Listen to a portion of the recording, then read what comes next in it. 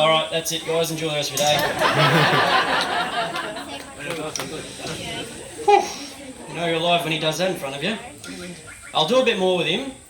Before I do that, I'll just take my shoes off. There's a couple of reasons as why we do this, but the main one is they're brand new. Just we don't want them getting wet. You back up a little bit. Oh, he does back up. Into the water. Can I get past? No. Bugger that. Alright.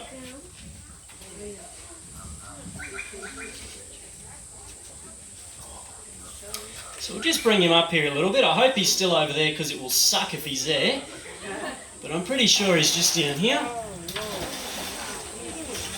Come up. Woo. Have you got a little bit of food over there, Keith?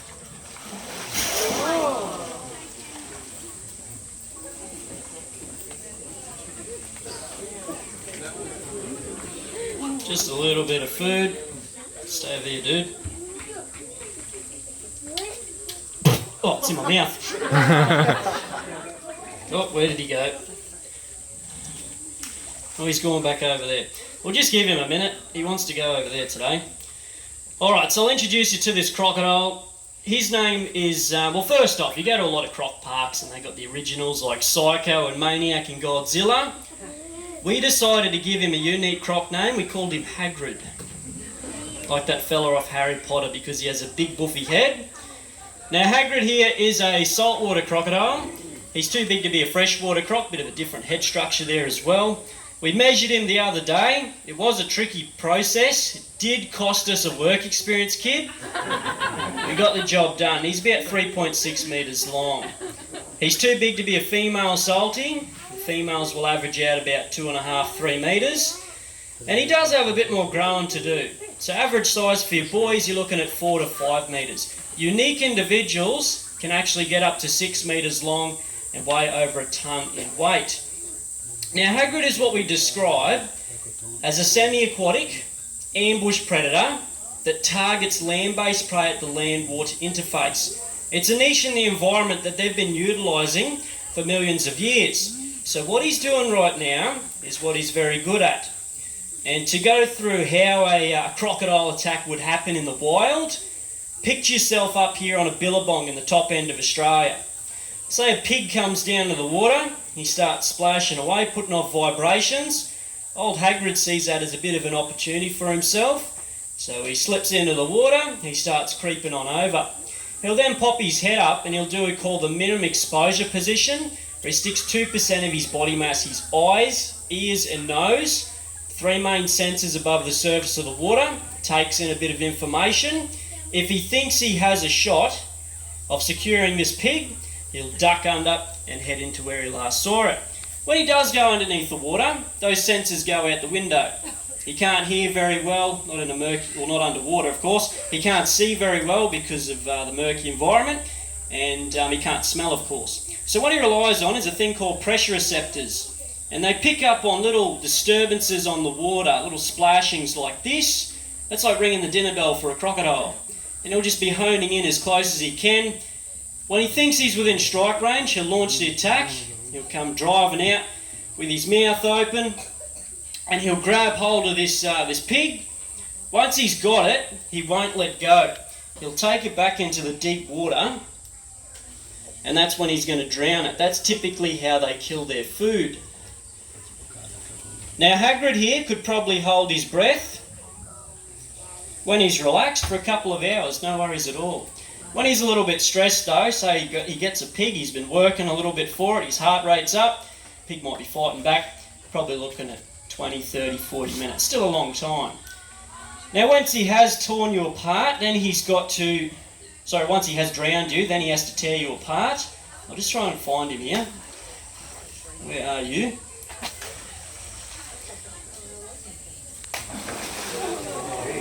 We'll just see if we can bring him up here a little bit. Coming right up. Whew. He's going to try to tear you apart. Now how he does that is he does a roll. does a roll or a head shake. And they just spin violently and something comes up, or he'll lift you above the surface of the water and flick his head side to side. That jaw pop you just heard is just air displacement, same as how we clap our hands.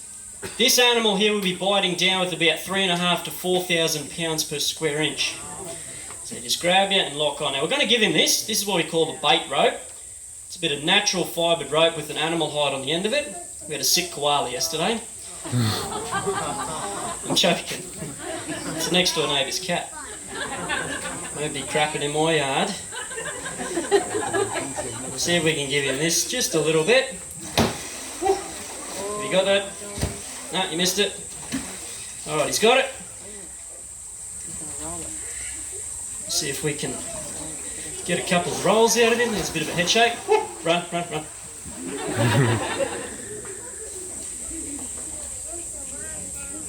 You gonna come up this side now?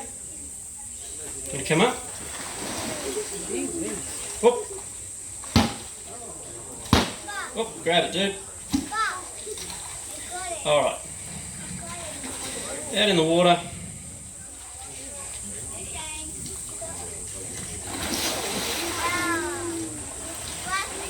Roll, roll, roll. And again.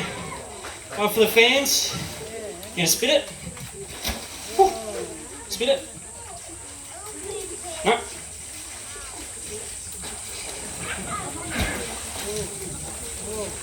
Oh, there we go. Oh. Don't push yourself, dude. Can I get that back? I'm making a milkshake. No. Alright, we'll just let him sit with it a little bit and get his breath back. Let's put on some weight. That was the easy bit for me. Now I have to get it back off him. I hope you're comfortable. He did hold on to it till about 8 o'clock one night. But this does bring me to a pretty important question. Certainly one that, me and the lads think about all the time. What would you do if you're inside of Hagrid's jaws? Any suggestions? Shout it out. Poke his eyes. Poke him in the eyes? Yeah, I've heard of a few stories where that's worked. Also heard of a few stories where it didn't work. The story where it did work, it's a bit of a sick one. I don't think you guys want to hear it, do you? Yeah! Oh, of course you do, you sickos. Alright, a few years ago, there was a couple of people camping up in Cape York. And they were camping a little bit too close to the water's edge. They just come back from a day's fishing. They filleted their fish. They left some scraps near the boat. And during the night, a big 4.5 metre crocodile come up into the camp spot. He was looking for the fish, but he couldn't find it, so he went for the next best thing. He saw a bit of movement near a tent. He went over, he grabbed hold of the tent, and there was a little old lady inside. Now she woke up and she's screaming, of course, as you would. And there was a bloke that was camped next to her. He heard the commotion. He come running out in the dark. He jumped on the back of this crocodile. I think he copped a bite himself. Stuck his fingers in its eyes. Successfully saved this lady's life. And he was a hero for it. But we looked into the story, and it turns out that this bloke was an Australian who just successfully saved his mother-in-law. What a missed opportunity. In a situation like that, I think we'd definitely let nature take its course. Look, you could try that. I'd probably give that a go. What else would you do? Shout it out. Well, if Croc's got you, what would you do? Just sit there and play dead. What was that? No? Kick him in the face, yeah? I asked this question one day, and this kid stood up in the crowd and said, "Kick it in the balls!" You could try that. I'm being pretty optimistic, folks. There isn't too much you could do if a big crocodile had a hold of you. And, pretty optimistic. But prevention's always better than a cure, whether you're living or working with crocodiles. It's really no different. You can chuck a couple of floaters in, Keith, and see if he wants to chew it. You think about that. He's got to move it around in his mouth, and he's going to try to bring his head up to swallow it. So when we chuck the floaters in, it's sort of like a bait chicken, Brody. He wants to eat one of them. We'll just see what he does here. So like I was saying, prevention's always better than a cure, and we do manage the species across the top end of Australia. We've got the education behind it, so we teach kids in school how to be croc-wise around these critters. Tourists and visitors that come over, and locals as well. We trap and remove naughty crocodiles, so they have certain zoning areas around heavily populated areas, and they'll target and remove any crocodiles from that region. They'll also do river by river, so anything over a certain size, and case by case ones. Crocs like a few here that have eaten dogs or even jumped out and tried to eat people. And we've also got the signage, like up here, and they're a fantastic little tool. Straight away they've got the big red warning, and underneath that they've got Achtung. I don't know what that means yet, but it looks pretty bad. Now it's German for attention, because apparently the Germans are mighty tasty to the crocodiles. Has anybody heard this? Who do you think crocodiles like to eat most here in Australia? The tourists or the locals? Tourists? It's actually the local Aussies. Blokes like myself and Matt and Keith, we get a bit complacent around the waterway. We have that she'll be right attitude, and people push boundaries. And to put things into perspective, to tell a little bit of a croc attack story, there was an attack that took place on the Mary River. He's thinking about chewing this now. There was an attack that took place on the Mary River a few years ago in the Northern Territory. And this river, I was actually on it a couple of weeks ago, it has one of the highest populations of saltwater crocs in the whole world, like 10 to 15 adult crocs per kilometre. They're everywhere. There's a little caravan park on the river. And in the afternoon, a couple of guys, they had a bet who could swim to the other side of this river and back before a 4 metre croc they could see just a little bit down got into the water. Well, they decided to bet on, and they got into the water. They made it to the other side, but on their return journey, that croc had slipped into the water, swum over, boom, grabbed one of them. That's all that happened. You going to chew it?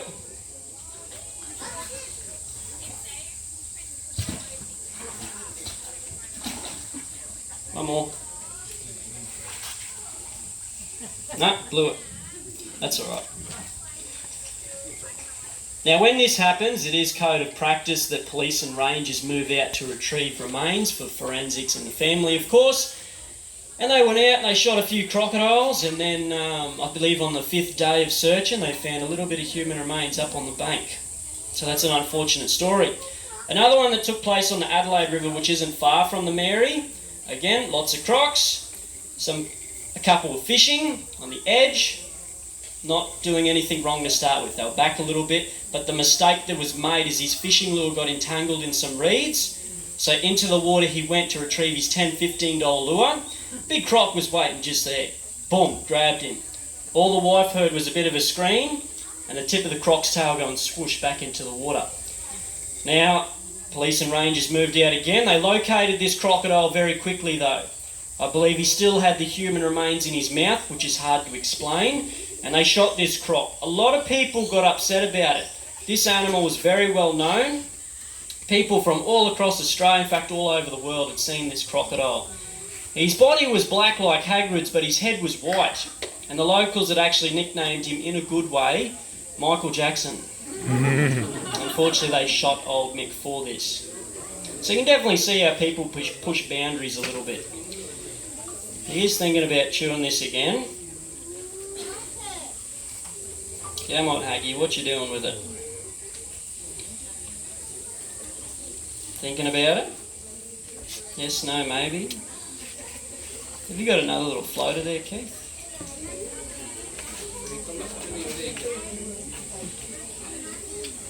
Let's see if we give him another floater.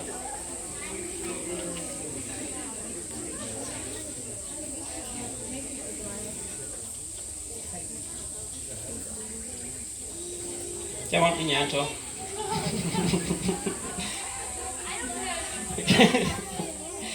Come on, Keith. I believe in you. Oh my God, what is that? Alright, back to these signs a little bit here. We've also got the pictograms on them. We've got the crocodile swimming, and if you go swimming there, your head will fall off your body. What have we got else on there? Stand back from the water's edge and do not enter the water. That's a pretty big one, of course. Most of the attacks, like I was saying, people are pushing boundaries, they're going into the water. If you stay back about 5 metres, if a crocodile does jump out at you, you've already got a bit of a head start. Has anyone thought to themselves, what would you do if a croc was chasing you? Any techniques on how to get away? Run, that's a given. Serpentine. Like zigzags? Yeah, zigzag. Yeah, zigzags and circles is what we get commonly here at the park. And I must say, whoever come up with this has never been chased by a crocodile. Oh, he's being very tricky today.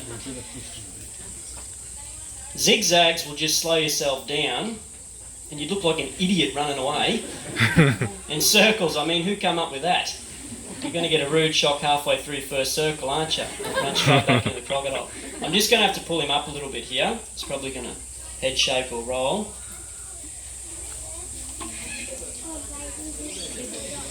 Yeah, we've done that.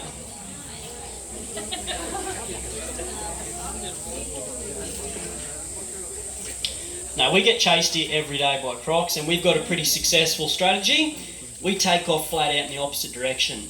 Push everyone else out of the way. It's just a bit of natural selection there. Running away is what you want to do. Some people say climb a tree. That's all right if you're in like a worst case scenario kind of thing and you need to get away. But crocs are patient. Like, here's an animal that once he's nice and fat and healthy could go 3 to 6 months without food. You know, once you're up in that tree, you're going to be wanting a Big Mac or something a few hours later. So he'll just sit there and wait. And a couple of people actually did get caught out a few years ago doing that. When it comes to what else have we got on these signs here? I can't read from here. Whoop. Whoop, suck it. All right. You gonna come up? A bit more. Come on. All right, we'll see if we can bring him out the front.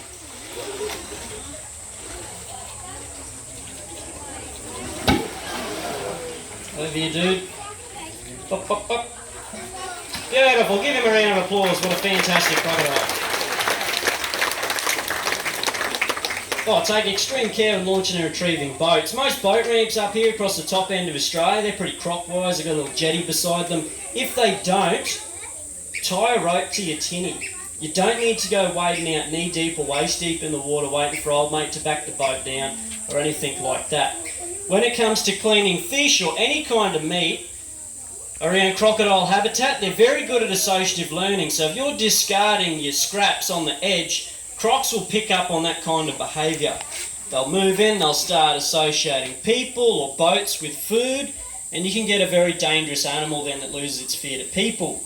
They're indiscriminate as well, so they don't really care if it's the fish you're chucking on the ground, or your dog or your kid, anything like that. If there's an opportunity, they'll take it. When it comes to camping, depends what you're camping in. I've got a rooftop tent myself, I feel pretty safe in that. But if you're on the ground like in a swag or a tent, we'd be like 50, 100 metres back and 2 metres above that high tide mark. Crocodiles have been known to come up into camp spots before. In fact, just last year they caught a 4.2 metre crocodile in Old Faithful waterhole up in Lakefield because people were feeding it and it was coming up into the camp spot in the middle of the night, scaring a few people. So we just adjust our behaviour a little bit. Alright. We are going to feed him again, but before we do that, I might hand it over to you folks for a couple of minutes and ask if there's any questions. Now, we get some fantastic questions here at the park. Definitely the one I get asked the most is how old I am. I know I look 12, but I'm actually 20, so is there any questions on the crocodiles? Anything you guys want to know? Yep. How fast can they move on land? How fast can they move on land? Not too quick. You're probably looking at 10 to 12 kilometres an hour for a crocodile this size. We can definitely outrun them. I mean, if you look at his body shape even, he's just got those 4 little legs out to the side. At the water's, in the water and at the water's edge is where they're dangerous. Anything past that 5 metres, you're pretty well safe from a crocodile. I think the fastest I ever heard of a croc running was 15 kilometres an hour. That's a little freshwater croc, but those things won't chase you. That's like running away from something. You got one, buddy?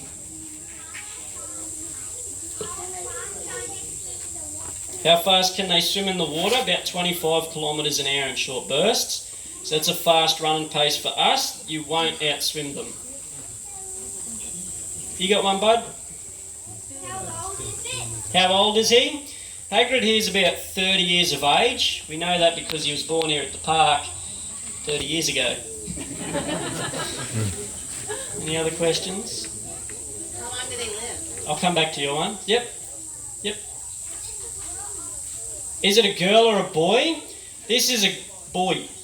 Yeah, the girls won't get this big. So Hagrid's about 3.6 metres long, the girls will only get to about 3.2. Yeah. Anything under that size, you can't really tell by looking at it, so you have to do an internal examination, look at the various features. The parents will tell you about that later. So what was your one up here? How long do they live for? Was that it? Yep. So we don't know 100%. We haven't kept them in captivity long enough with accurate records. We've only been keeping them for the last 50, 60, 70 years. In a few more decades, we'll get a better idea of it. At the moment, we say about 60 to 90 in the wild. In captivity, possibly over 100, because we have crocodile aged care. Have you got one? Are they purely ambush predators? Purely ambush predators? I'd say they're more opportunistic. Yes, they do ambush their food, like that's what he's doing right now. In fact, I think he's just here somewhere. Yeah, just there. So that's him setting up an ambush right now towards me. Now they'll do that in the wild, like say a mob of wallabies come down into the water, they'll see that, he'll set himself up in an ambush position. But if a pig comes swimming across the river, he's not going to say no to that, and he'll just motor over and grab it, you know. So and they will attack for a few different reasons, not just a predation event. They might do it out of territoriality, dominancy, or even figuring out what the heck you are, you know. Yep. How many bites does it take for one of these things to kill you? Well, if you want to get into it, kid. A good bite, he'll just kill you instantly on the head. If he just bit you, your head just go. Yeah. What she asked. Yeah, go ahead, buddy. We'll do a couple more. What's his most favourite food and least favourite food? They're indiscriminate.